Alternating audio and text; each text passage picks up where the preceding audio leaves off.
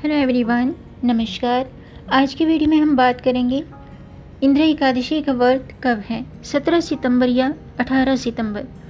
साथ में जानेंगे पूजा और पारण का शुभ मुहूर्त, पूजा विधि और इस व्रत से जुड़े नियम। दोस्तों, हर साल अश्विन माह के कृष्ण पक्ष की एकादशी को इंद्र एकादशी का व्रत रखा जाता है। इस व्रत को करने से पापों से मुक्ति मिलती है और मोक्ष की प्राप्ति होती है।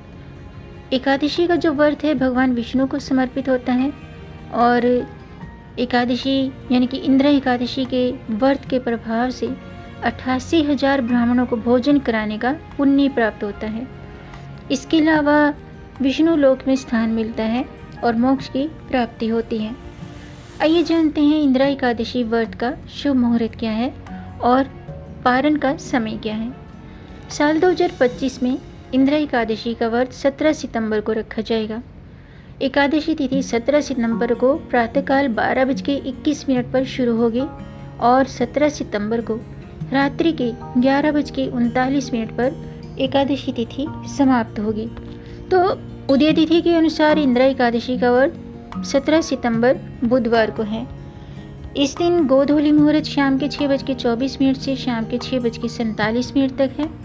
पारण का समय 18 सितंबर को प्रातःकाल 6:07 से प्रातःकाल 8:34 तक है।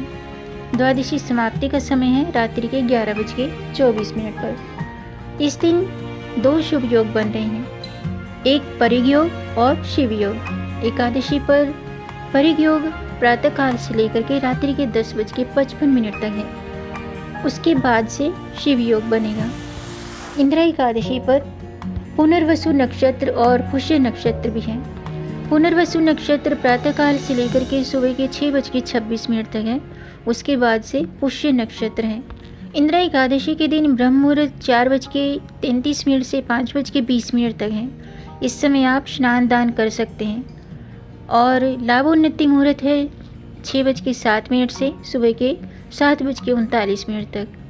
और अमृत सर्वोत्तम मुहूर्त है 7:39 से 9:11 तक। जबकि शुभ उत्तम मुहूर्त है 10:43 से 12:15 तक। उसके बाद से राहु काल शुरू हो जाता है और राहु काल में कोई भी शुभ काम नहीं करना चाहिए। तो इंद्र एकादशी की पूजा आप उससे पहले ही शुरू कर लें। यदि आप 17 सितंबर को एकादशी व्रत रख रहे हैं तो व्रत का पारण 18 सितंबर को सुबह 6:07 से 8:34 के बीच में पारण कर लेना चाहिए। पारण के दिन द्वादशी समापन रात्रि में 11:24 पर होगा। आइए जानते हैं इंद्र एकादशी व्रत की पूजा विधि। दोस्तों, शास्त्रों के अनुसार एकादशी की सुबह स्नान के बाद शुद्ध वस्त्र धारण करें और भगवान सूर्य देव को जल का अर्घ्य दें। अगर आप व्रत रखते हैं तो व्रत का संकल्प लें। पूजा स्थल पर भगवान विष्णु की प्रतिमा स्थापित करें। प्रतिमा के सामने धूप दीप जलाएं। फल फूल, तिल, दूध, पंचामृत, तुलसी दल अर्पित करें।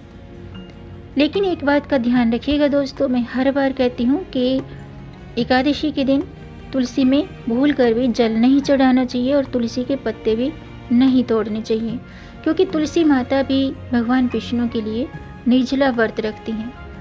इस दिन तुलसी के पास शुद्ध घी का दीपक जलाना चाहिए और भगवान विष्णु के सहस्त्र नाम का पाठ करना चाहिए। और अगर आप व्रत रखते हैं तो व्रत कथा जरूर पढ़नी चाहिए या सुननी चाहिए, तभी आपको व्रत का फल प्राप्त होता है, वरना आपका व्रत अधूरा रह जाता है। इसके बाद आरती करें और अगले दिन द्वादशी की सुबह व्रत का पारण करके ब्राह्मण को दान दक्षिणा देकर अपना व्रत संपन्न करें। इंद्र एकादशी व्रत करने से भगवान विष्णु की कृपा प्राप्त होती है और पापों से मुक्ति मिलती है। इस दिन व्रत और पूजन करने से मोक्ष की भी प्राप्ति होती है। अगर आप व्रत नहीं भी रखते हैं तो भगवान विष्णु की पूजा करें, ज़रूरतमंद व्यक्तियों की मदद करें। व्रत करने वालों को ब्रह्मचर्य व्रत का पालन जरूर करना चाहिए। और इस दिन राजा इंद्रसेन ने भी इस एकादशी व्रत को किया था और इसकी विधि नारद जी ने उनको बताई थी। आइए जानते हैं कि इस दिन क्या करना चाहिए और क्या नहीं करना चाहिए। दोस्तों, एकादशी के दिन चावल का सेवन भूल कर भी नहीं करना चाहिए। इसके अलावा इस दिन मसूर की दाल का सेवन भी नहीं करना चाहिए। इस दिन तुलसी के पत्ते नहीं तोड़ने चाहिए। अगर आप व्रत रखते हैं तो एक दिन पहले आप तुलसी के पत्ते तोड़ कर रख लीजिएगा और इस दिन इस्तेमाल करने के लिए मतलब एक दिन पहले ही तुलसी के पत्ते तोड़ कर रख सकते हैं।